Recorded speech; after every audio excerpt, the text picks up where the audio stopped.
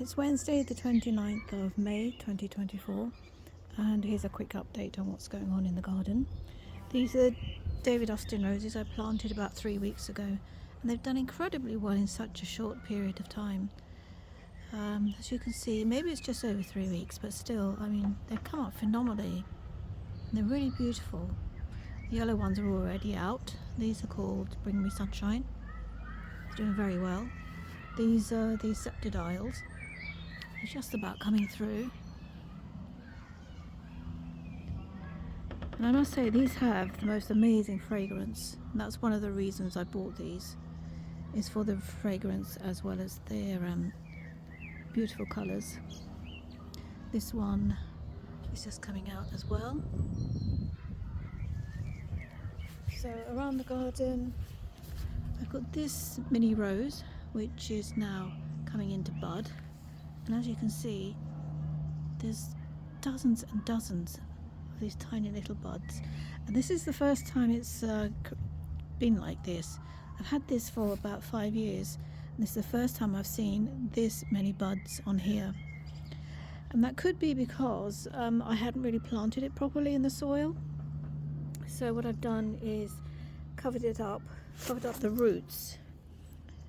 Roses don't like exposed roots, so you must make sure that they're well below the soil level, and then give them a good fertilizer, which I gave this one, which was seaweed, a liquid seaweed feed, and that seems to have helped it a lot, which is quite nice. And all the other flowers, as you can see now, they're coming into bloom.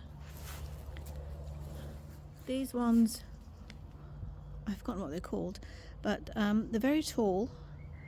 The only problem is we had heavy rains for about 3 or 4 days, and now they're all knocked over, which is a great shame. And then I've got this rose here, which, as you can see, with 2 super branches, almost about 5 feet tall now. And again, this wasn't doing very well for many years, and so I made sure that the roots were well covered under there. You can see again, the roots were sticking out. I hadn't really dug them in deep enough, so I've put more compost over the roots and gave it seaweed liquid fertilizer, and now it's doing phenomenally well. Lots of lovely big blooms on here, mashallah. So they will look really gorgeous. The colour's just amazing. And this is the magnolia tree I planted last year. It's been about 12 months. It was a very tiny little, a single stalk almost, with a few leaves on it. And this year now, as you can see, it's very big. Loads of leaves on it. So eventually, in about 10, 12 years, this will be a lovely big tree. And over here we've got the hydrangeas, which are doing very well again. Again, I only planted this one about 12 months ago. Just bought it from Tesco. A very small plant this was, and look how big it's grown in just 12 months. That's amazing. And over here another one. This hasn't grown so well simply because I have cut it when I shouldn't have. I wish I hadn't cut it now. That would be the same size as this one. But now I'm going to leave these to grow. This is a pink one, and this is a pink one as well. And I'm not cutting those for another 2 years at least. Just want to let them grow. Around the corner here we have this rambler, I think you call it.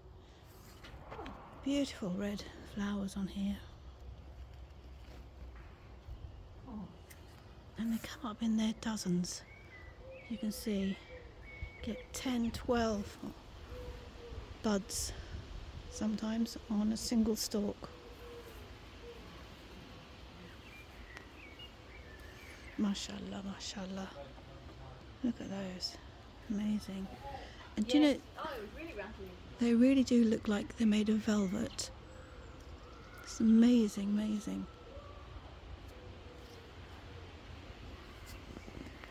And over here got this other rose. I'm afraid I don't know what it's called again, but this is doing much better now since I put more compost around the roots.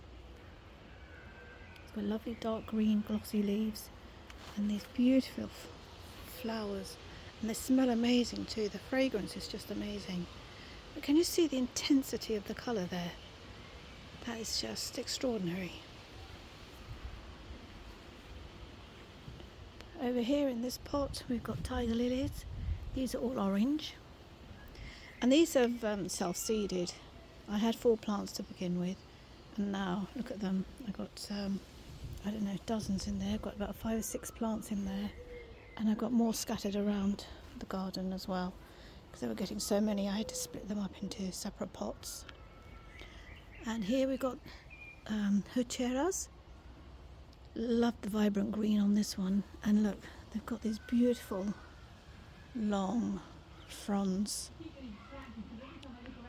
Look beautiful. Oh, there's a bumblebee.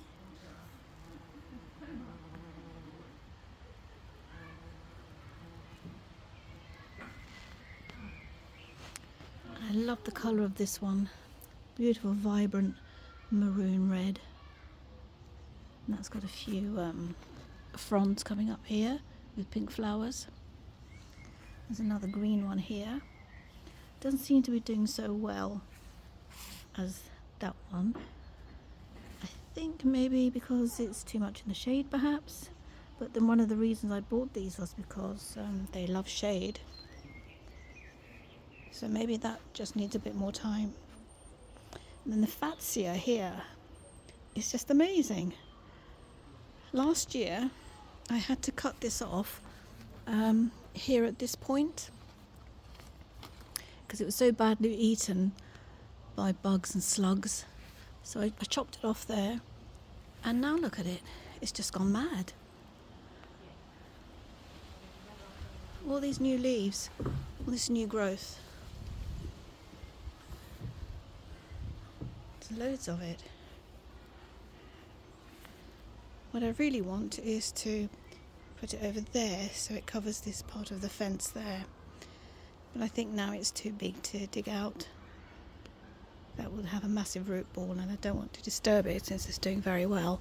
So, but I need to take some cuttings, maybe propagate it and put something down there in this corner, then that will cover up this area.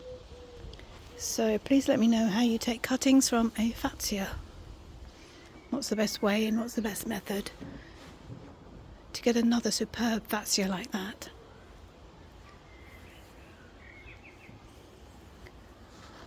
The pear tree doesn't seem to be doing so well this year. It's got very few pears on it. There's a few there, but I really can't see very many at all. I don't think it's going to be a good harvest this year. It's about 20 years old, 18 years maybe, and every year it's produced masses and masses of pears.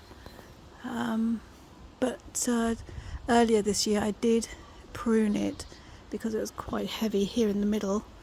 Now you can see there's quite a lot of light and air getting through. I thought that might help. It did produce lots of blossom, but those blossoms haven't turned into pears for some reason. And over here we've got the ferns. A lot of weeds, unfortunately. I wish these ferns would get big. They haven't got very big, and they've been here around 3 or 4 years as well. He seems to be quite happy there.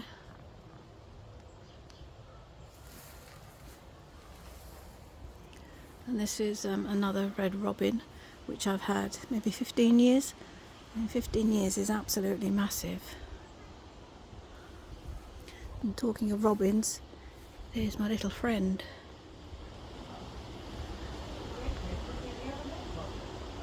They've obviously got a nest here somewhere, and he's picking up food to take back to the nest. And they come here every day looking for food, so I try not to disturb them. So I can't wait for these roses to get bigger. These bushes hopefully will fill out and fill all these gaps here. In between I have planted salvias. Now these ones are just coming through, and I've planted lots more. I've planted about how many? About 12, 16 to grow in between the roses, and I really can't see much movement in the others. Maybe there's a tiny one there, I think. But I wonder why they're not growing. So I'm pinning all my hopes on this one, these two. Oh, well, we'll have to see. If they don't grow, I'll have to plant some more just to fill in the gaps. But I wanted this flower bed to look quite spectacular. I wanted to fill it with roses, yellow and pink ones, and in between to plant purple and blue salvias to make a spectacular colour scheme. Well, let's see. The terrace needs some cleaning. Well, actually I'm having it relayed in a couple of days. So this is what it looks like now. And hopefully by next week it'll look it'll look a lot cleaner. It won't look much different. The style is going to stay the same, but it'll look a lot cleaner.